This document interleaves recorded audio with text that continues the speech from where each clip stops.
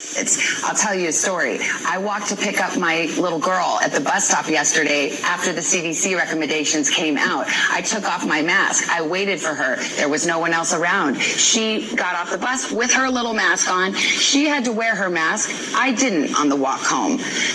When are kids going to be able to take off those masks and play outside at the playground? You know, that's going to be the same thing that I mentioned a moment ago. It's going to be a situation, well, first of all, kids will ultimately wind up getting vaccinated, but you want to have some activity in that direction before they do. High school kids will likely get vaccinated as we get into the fall term, and children of any age will likely be vaccinated by the time we get to the end of the year. But let's not talk about the end of the year. Let's talk about the immediate or intermediate future. When children are out in the community, when you have 30, 40, 50,000 new infections per day, they are unvaccinated now because children can't get vaccinated now. And for that reason, they are more at risk of getting infected because they are out in the community where there is a lot of infection. When the community level starts to go way down, the risks to everybody, including the children, is going to be dramatically diminished. But isn't it a weird situation because I'm not fully vaccinated yet? I can take off mask and walk home. She can't. Like, doesn't that just point up that these CDC guidelines, there's some kind of disconnect if that's the situation?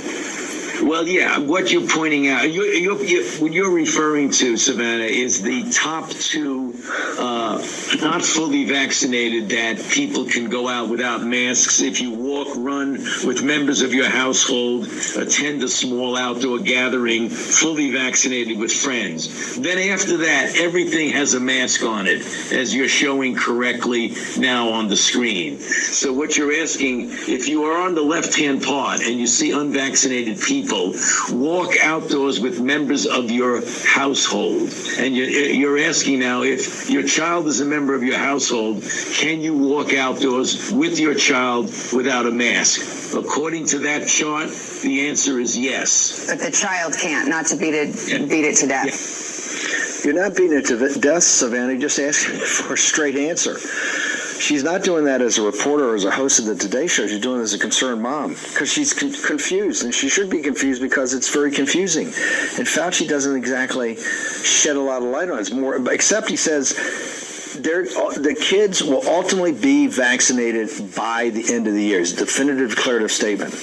The kids will be vaccinated. The high school kids are going to start in the fall. The kids will be vaccinated by the end of the year. Declarative statement. Tony Fauci couldn't be clear on that one. Do we have the bus? Can we put the bus photo up? I think the bus, I don't know where the bus is, but this is another one. That the bus has got up, and they've got that on the side of the bus, right? Okay. After getting the COVID-19 vaccine, wear a mask, wash your hands, avoid crowds, and choose activities wisely. Okay, thanks. You can take that down. I want to see Raheem's lovely facade. Here's what I understand. Raheem, they give this State of the Union or joint address, 200 people show up. They're all socially distanced. They're 20 yards apart. Mm-hmm. The two people up and back, they're all fully vaccinated. Maybe Bobert's not, but the rest of them are all vaccinated. They're all vaccinated. What symbol? What are they trying to prove? What are they trying to show? Is there some logic here that we're missing? That do the vaccines? Are they telling us the vaccines don't always work, or do they haven't told? The CDC and Fauci have not come out with any data, evidence, science of what exactly they're trying to accomplish. The only thing we know is that Fauci continues to refuse to talk about herd immunity with people that have had COVID-19 before as being part of the calculation to get to what used to be 60%, but they moved the goalpost to 90 because they continue talking about vaccinating everybody, including they're going to order. They're going to order them. It sounds like they're going to order the military. 40% of the Marine Corps is not going to do it. Well, I'm taking a look at that. So where exactly? You're a messaging guy. You're one of the guys that brought about Brexit. Tell me what they're trying to accomplish. What is the messaging as you see it right now? The messaging is that they are trying to pretend they have a clue, right? Here's the long and short of it. they would be far better off, and people would trust them far more. And I mean Joe Biden, and I mean Fauci, and I mean the whole thing.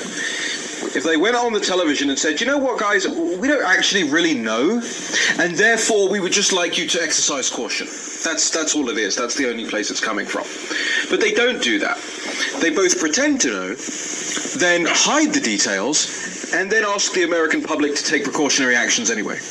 Well, those things don't work together. They don't work together because most people are actually just logical in the way they think. They're common sense logical in the way they think. They say, hey, if you can explain something to me, then I'll act on it. If you can't explain something to me, I don't know why I should take your word for it. Especially when you're walking around claiming to have had answers that have been wrong, right? That have been wrong for the last 18 months.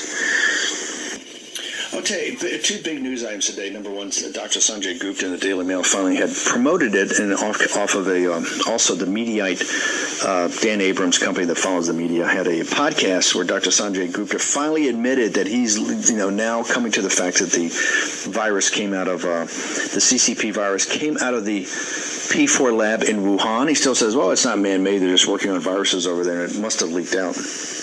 Occam's razor, right, as we've been talking about since January of 2020, over a year ago. And more importantly, or as importantly today, J&J announced that they are or the government's pulling their vaccine because of blood clots to women, 18 to 48. I think there's 6 blood clots, and there's been 1 death.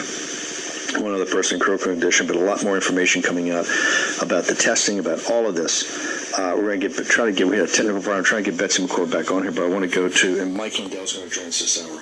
I want to go to Dr. Richard Fleming. Dr. Fleming, real quickly, can you give your expertise in this area before we start going down a line of questioning? Well, the actual theory that explains why people with SARS-CoV-2 would develop a disease that's an inflammatory thrombotic disease called COVID-19 was first presented by myself in 1994 at the American Heart Association meetings. That theory on inflammation and heart disease, which accounts for these blood clots and inflammation, is now accepted by most people as the cause for these chronic inflammatory diseases, and that's why the people with comorbidities were dying with COVID-19 because they weren't being treated for that. I'm also the man who developed the imaging method for actually measuring changes in the tissue to monitor SARS-CoV-2 and COVID-19 and treatment responses. I have conducted a national clinical trial in 7 countries at 23 sites showing what treatments work and don't. And I may be the only one who's actually gone through the review documents of the EUA to look at what these vaccines really can and cannot claim that they do. And we've done a tremendous amount of work to define the gain of function work, where that money came from, who was involved with it, and that's important because the spike protein that's coded for in these vaccines represents this